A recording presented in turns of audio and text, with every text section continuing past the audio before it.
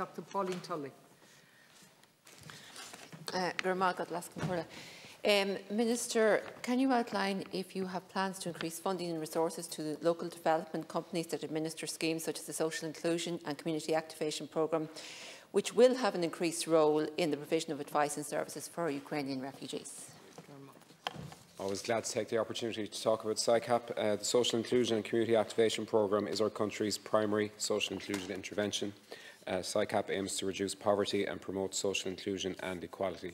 It is delivered locally by the local development companies referenced by the Deputy, who work with the most disadvantaged and hardest to reach in our communities. My department is in constant contact with the 49 local development companies and their representative body, the Irish Local Development Network. I'm very familiar with the work they do, their unique role and their potential to play a key role in the overall framework of supports for new arrivals from the Ukraine. I believe SICAP to be a hugely important programme, and I was delighted to secure a 10% increase for it in 2022, for the 2022 year, the largest increase since the programme was launched. This represents a €4 million increase and provides for the creation of a significant number of job places for new community work on the ground in communities across Ireland. Late last year, I also asked that in 2022 SICAP have a particular focus on 5 national priorities, one of which was new communities. SICAP staff working with local development companies have valuable experience and knowledge of available resources in their areas to support migrants, asylum seekers and refugees.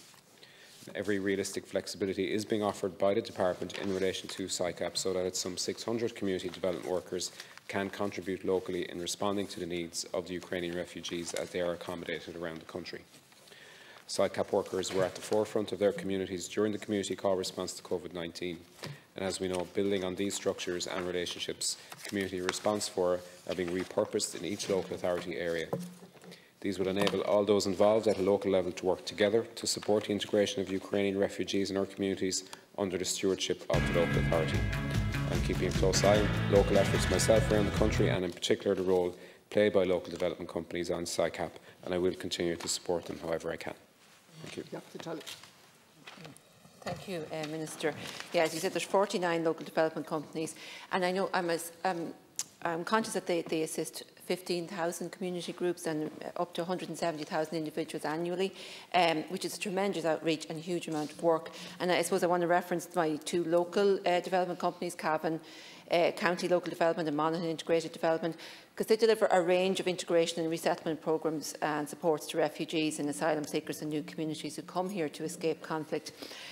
But like other groups working with refugees and asylum seekers at local level, such as the Family Resource Centres, and I know they are funded differently, but the local development companies will be placed under severe pressure because they have, will have an increased workload over the coming months as we welcome more Ukrainians who are coming here to escape the dreadful conflict unleashed upon them by Russia.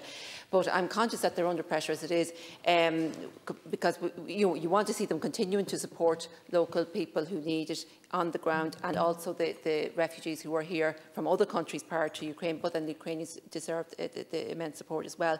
So I know, and I welcome what you've said there, the additional support, but is it going to be sufficient to actually reach everybody that needs the support? Thank you, Deputy. And the Deputy makes an important point in terms of the role of SICAP in particular, in that it does one-to-one work with people, but it also supports community groups as well, 15,000 you mentioned, and I think this is going to be a particularly important role for them going forward. I mentioned earlier that it's important that we support Ukrainian groups to organise themselves as well, and I think SICAP would be well placed to do that, but it's also good use of resources to support others to develop their own groups, to carve their own path out as well. I do also think that the community response fora will be useful in making the most of the resources. 600 community workers is good. It's growing now with the 10% increase in budget, but there are demands under them as well, and I think the best use of their time will be got by coordination with the community response fora as well, because there are other community groups as well who can add to their capacity.